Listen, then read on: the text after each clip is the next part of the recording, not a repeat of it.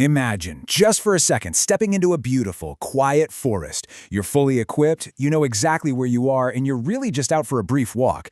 But then, you vanish. You don't just get lost, you literally evaporate into thin air, leaving investigators and your loved ones grasping at impossible questions for decades. Well, welcome to this explainer, because today we're unpacking one of the most deeply unsettling anomalies of the modern world, as we map out the chilling mysteries of the wilderness. To really understand why this is so baffling, you have to consider our modern survival toolkit.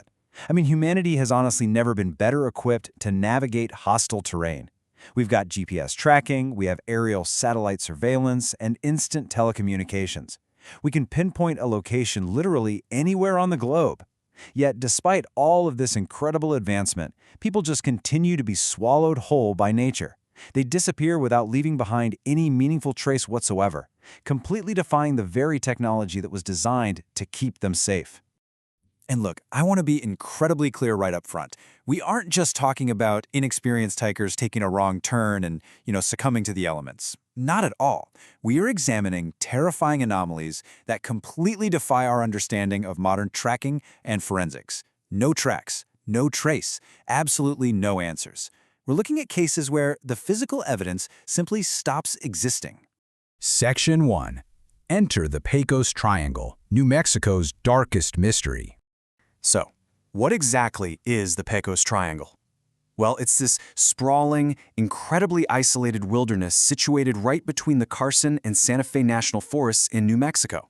It's a lonely, really harsh landscape, and for more than 40 years now, it has quietly developed a deeply disturbing reputation.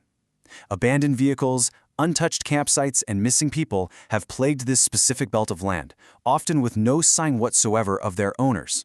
200,000.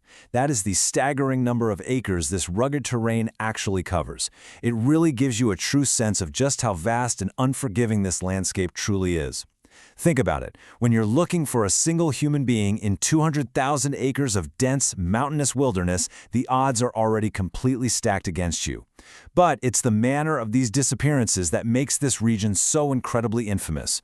Section 2. The Vanished Travelers. Innocent Journeys, Sudden Stops.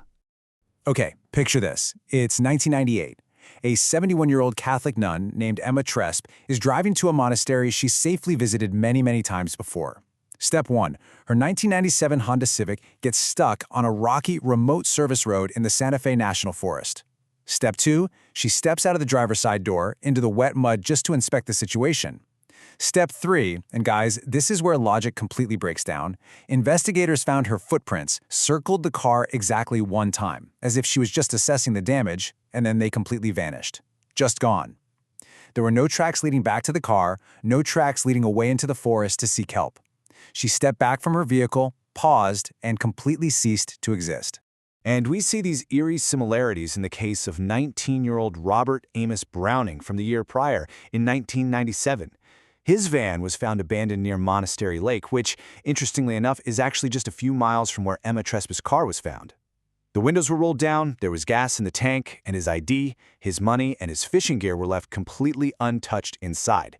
Now, this is a vital detail because it absolutely rules out a robbery or any sort of criminal motive. Why on earth would an attacker leave cash just sitting there in plain sight?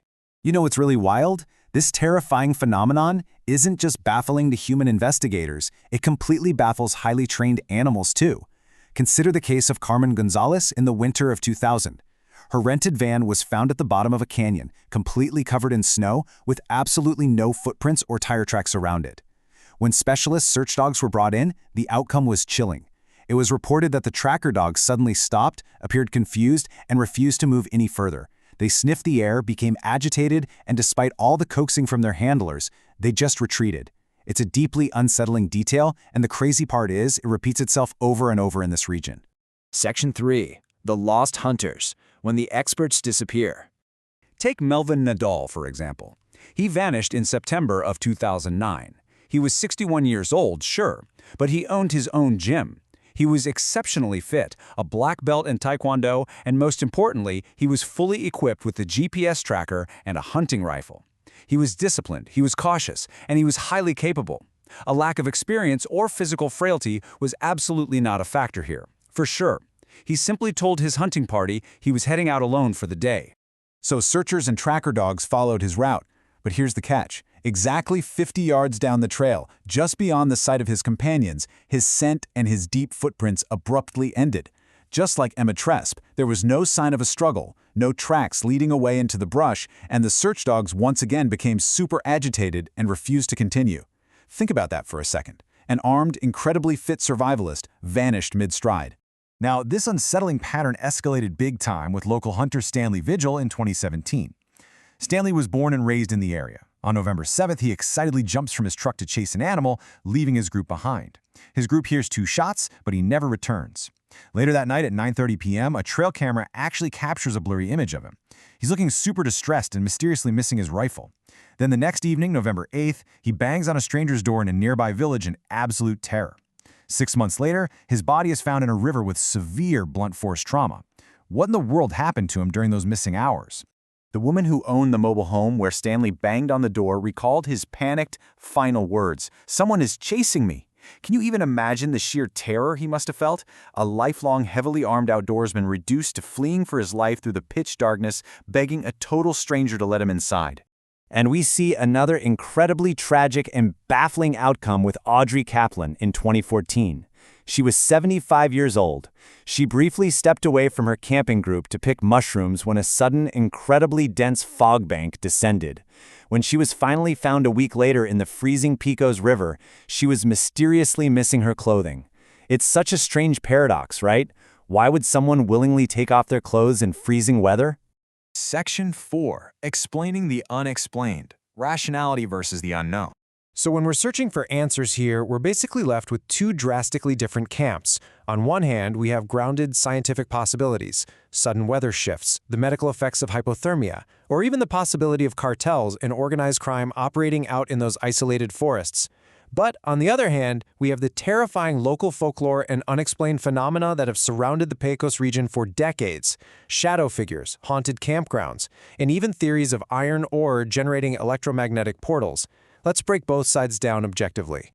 Starting with the rational side, we absolutely have to acknowledge the medical reality of hypothermia. Severe exposure to the elements causes sudden disorientation, extreme hallucinations, and panicked fleeing. It also causes a very well-documented phenomenon known as paradoxical undressing. This is where a freezing person's nerve endings misfire, making them literally feel like they're burning up, causing them to strip off all their clothes. This perfectly accounts for Audrey Kaplan's missing clothes in the freezing fog, and honestly it could entirely explain Stanley Vigil's terrifying hallucinations and panicked fleeing through the woods.